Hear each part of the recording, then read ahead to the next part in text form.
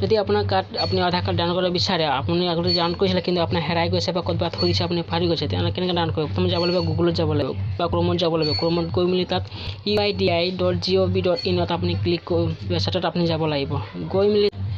uidi ৱেবছাইটত আপুনি গৈ মেলি তাত অ'পেন কৰি ল'ব ৱেবছাইটটো অ'পেন কৰাৰ পিছত আপুনি দেখাই আছোঁ আধাৰ কাৰ্ডটো কেনেকৈ ডাউনলোড কৰিব আপুনি ষ্টেপ বাই ষ্টেপ চাই থাকক তেতিয়াহে আপুনি বুজি পাব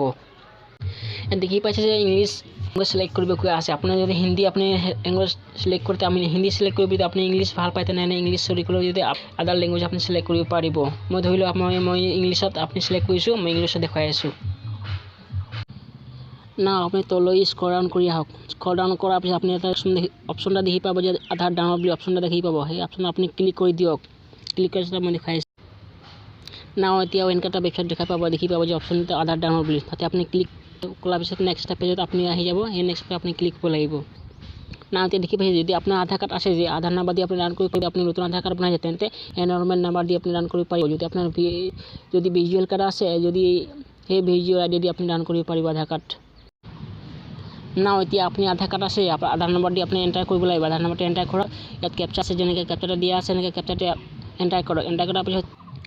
তলত দেখি পাইছে আপুনি চেণ্ড অ'টিপি আছে সেই চেণ্ড অ'টিপিটো আপুনি ক্লিক কৰি দিয়ক ক্লিক কৰাৰ পিছত আপোনাৰ মোবাইলত এটা অ'টিপি এটা আহিব সেই অ'টিপিটো অহাৰ পিছত আপুনি অ'টিপিটো এণ্টাৰ কৰিব এণ্টাৰ কৰাৰ পিছত আপুনি মই দেখাই আছোঁ আপুনি এণ্টাৰ কৰাৰ পিছত আপুনি কি কৰিব লাগিব মই দেখাই আছোঁ আপোনাক ক'ব অ'টিপিটো মোবাইলত অহাৰ পিছত এণ্টাৰ কৰিব লাগিব এণ্টাৰ কৰাৰ পিছত ডাউনলোড আধাৰ দিয়া আছে সেই ডাউনলোড আধাৰ আপুনি ক্লিক কৰি দিব ক্লিক কৰাৰ পিছত আপোনাৰ আধাৰ কাৰ্ডটো কি হ'ব ডাউনলোড হৈ যাব ডাউনলোড হোৱাৰ পিছত আপুনি তাত এটা পাছৱৰ্ড থাকিব সেই পাছৱৰ্ডটো এণ্টাৰ কৰিব লাগিব নাম ইয়াত দিয়া আছে দিয়া আছে 4 কেপিটেল লেটাৰ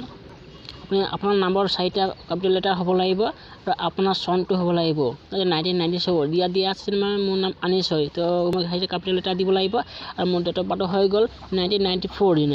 এনেকৈ এণ্টাৰ কৰিব লাগিব তেতিয়া এণ্টাৰ কৰাৰ পিছত আধাৰ কাৰ্ডটো ডাউনলোড হৈ যাব ইয়াত আপুনি এণ্টাৰ কৰিব লাগিব অমিত মই 1995 মই এণ্টাৰ কৰি দিলোঁ মোৰ এইটো পাছপৰ্ট হ'ল এই পাছপৰ্ট যেতিয়া মই অ'পেন এইটো ক্লিক কৰিলোঁ ইয়াত এণ্টাৰ কৰিলোঁ অ'কে কৰিলোঁ তেতিয়া মোৰ আধাৰ কাৰ্ড ডাউনলোড হৈ গ'ল